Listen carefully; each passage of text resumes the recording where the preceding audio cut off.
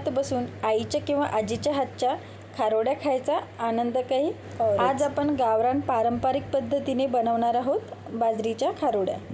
खास मराठमोळ्या चवीच्या नरम आणि खरपूस या खारोड्या एकदा बनवून पाहिल्या की वारंवार खायची इच्छा होईल। चला तर मग सुरुवात करूया या खास रेसिपीला। तर इथे मी 1 किलो बाजरी घेतली आहे।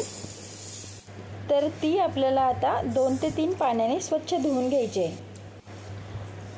छान हाताने चोळून घ्यायचे आहे। तर बघू शकता वरती किती घाण पाणी आणि टरफल आलेले आहे, तर ते सर्व काढून घ्यायचे आहे आपल्याला। तर मी इथे 2-3 पाण्याने ती स्वच्छ धुवून घेतलेली आहे।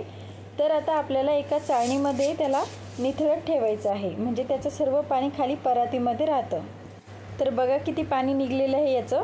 तर आता मी एका कॉटनच्या कपड्यामध्ये आपल्याला ती बाजरी पसरवून घ्यायची आहे, तिला वाळवून घ्यायचं आहे हवेशीर अर्धा तास। आणि अर्ध्या तासानंतर, सॉरी मी इथे कॉटनचा कपडा घेतलेला नाही आहे, मी इथे साडी घेतली आहे, तर तुम्ही इथे कॉटनचा कपडा यूज करा। तर मी अर्धा तास त्याला सुकवून नंतर बांधून घेतलेला आहे। रात्रभरासाठी त्याला कपड्यामध्ये मी बांधून ठेवलेली होती बाजरी। तर दुसऱ्या दिवशी तुम्ही बघू शकता खूप छान अशी बाजरी झालेली आहे, ओलसर बाजरी आहे, खूप जास्त कोरडीसुद्धा झालेली नाही। तर आता आपल्याला ती बाजरी मिक्सरच्या पॉटमध्ये टाकून आता बाजरी मी दळून घेणार आहे। खूप जास्त बारीकसुद्धा नाही पाहिजे आपल्याला बाजरीचं पीठ, खूप जास्त जाडसुद्धा नको। तर हे टेक्स्चर तुम्ही बघू शकता। तर या पद्धतीने आपल्याला बाजरीचं पीठ करून घ्यायचं आहे। तर बघू शकता इथे छान पीठ दळलेलं आहे। तर त्यासाठी लागणारे साहित्य बघूया फोडणीसाठी। तर मी इथे 1 वाटी तीळ घेतलेले आहे, अर्धी वाटी लसूण घेतले आहे आणि आपल्याला जिरे लागणार आहेत 1 चम्मच, 1 किंवा 1.5 चम्मच। तर ते सुद्धा घेतलेले आहे मी। आणि आपल्याला चवीनुसार जसं तुम्हाला हवं आहे, जास्त तिखट किंवा कमी तिखट, त्यानुसार तुम्ही त्याच्यामध्ये तिखट ॲड करून घ्यायचं आहे। आणि आपल्याला कोथिंबीर लागणार आहे। तर आता इथे मी बाजरीचं पीठ घेतलेलं आहे, एका परातीमध्ये, मोठ्या परातीमध्ये काढून घेणार आहे मी, कारण त्याच पातेल्यामध्ये आपल्याला बाजरी मोजून घ्यायची आहे। तर ते पातेलं फुल भरलेलं होतं बाजरीच्या पिठाने। तर जेवढं बाजरीचं पीठ असेल तेवढंच आपल्याला पाणी घ्यायचं आहे उकळवण्यासाठी, तर म्हणजे त्याच्यामध्ये आपल्याला बाजरी शिजवून घ्यायची आहे।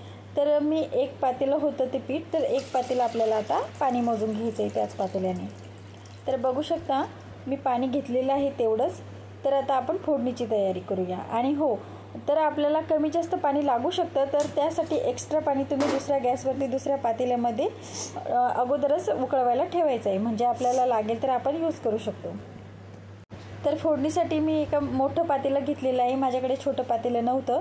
तर आपल्याला आता त्याच्यामध्ये तेल टाकून घ्यायचं आहे। नंतर जिरे आणि लसूण मी छान कुटून घेतले होते, तर ते सुद्धा मी त्याच्यामध्ये ॲड केलेले आहे। ते छान फ्राय झाल्यानंतर आपल्याला लाल तिखट ॲड करायचं आहे।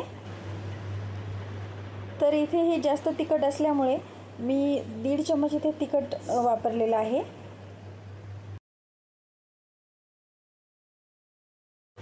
तर फोडणीमध्येच मी थोडी कोथिंबीर ॲड करणार आहे, नंतर बाकीची कोथिंबीर मी परत वरतून ॲड करणार आहे। तर फोडणीमध्ये तेलामध्ये कोथिंबीर थोडी टाकून घ्यायची आपल्याला, म्हणजे त्याने छान असा फ्लेवर येतो कोथिंबीरीचा। आणि नंतर मी परत वरतून थोडी कोथिंबीर ॲड केलेली आहे पाण्यामध्ये, आणि चवीनुसार मीठ टाकायचं आहे।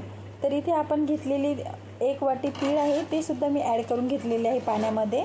तर आता सर्व मिश्रण मिक्स झाल्यानंतर आपल्याला झाकण ठेवून उकळी येईपर्यंत वाट बघायची आहे। पाण्याला तुम्ही बघू शकता खूप छान अशी उकळी आलेली आहे। तर त्यानंतरच आपल्याला सर्व पीठ त्याच्यामध्ये ॲड करून घ्यायचं आहे। तर तुम्ही शक्यतो 1-2 जण हाताखाली असतील तर खूप छानच आहे। तर तुम्ही एकटेच असाल तर मिश्रण थोडं ॲड करून एका हाताने टाकायचं आणि दुसऱ्या हाताने त्याला ढवळत राहायचं, म्हणजे त्याच्या गाठी होऊ द्यायच्या नाहीत। आणि छान अशा त्याने फेटून घ्यायचं आहे फास्टमध्ये, आणि खूप छान असं त्याला अर्धा ते 1 तास छान असं ढवळून घ्यायचं आहे, एकसारखं मिश्रण करून घ्यायचं आहे। सॉरी, अर्धा ते 1 तास नाही, ते मिश्रण एकसारखं होईपर्यंत आपल्याला ढवळून घ्यायचं आहे, मिक्स करून घ्यायचं आहे। तर आपल्याला बघू शकता मला इथे थोडंसं पाणी कमी वाटत होतं, तर मी दुसऱ्या साईडला पाणी उकळवायला ठेवलं होतं। तर ते पाणीसुद्धा मी त्याच्यामध्ये टाकून छान मिक्स करून घेतलं आहे। तर इथे मला अर्धा ते पाऊण तास लागलेलं आहे बाजरीचं पीठ शिजवायला। तर बघू शकता मी छान असं बाजरीचं पीठ शिजलेलं आहे। आणि शिजलं तर ते कसं चेक करायचं शिजलेलं आहे म्हणून, तर वरती त्याला साय आल्यासारखं थोडंसं होतं, वरतून येतं शिजल्यानंतर। तर तुम्ही समजून जायचं की आपली बाजरीचं पीठ शिजलेलं आहे। तर आता मी इथे थंड झाल्यानंतर, पूर्ण थंडसुद्धा नाही झालं, ते कोमटच आहे थोडंसं, तर मी मोठ्या दुसऱ्या ताटामध्ये काढून घेतलेले आहे बाजरीचं पीठ. तर आता आपण एका पॉलिथिनवरती खारोड्या घालून घेऊया. तर छोट्या छोट्या अशा खारोड्या आपल्याला त्याच्यामध्ये घालून घ्यायच्या आहेत. आणि मी ते सावलीमध्येच घरामध्ये करून घेतलेल्या आहे पूर्ण खारोड्या. नंतर मी उन्हामध्ये नंतर ट्रान्सफर केल्या आहेत त्या वाळवण्याकरता. तर तुम्ही बघू शकता किती छान अशा खारोड्या झालेल्या आहेत. तर इथे दुसऱ्या दिवशी बघू शकता मी इथे वाळलेल्या आहेत खारोड्या आपल्या. तर खूप सोपी रेसिपी आहे, काहीच अवघड नाही याच्यामध्ये. तर तुम्ही नक्की ट्राय करून बघा आणि तुम्हाला व्हिडिओ कसा वाटला तर कमेंटमध्ये नक्की सांगा. आवडला असेल तर लाईक, शेअर आणि सबस्क्राईब करायला विसरू नका. धन्यवाद.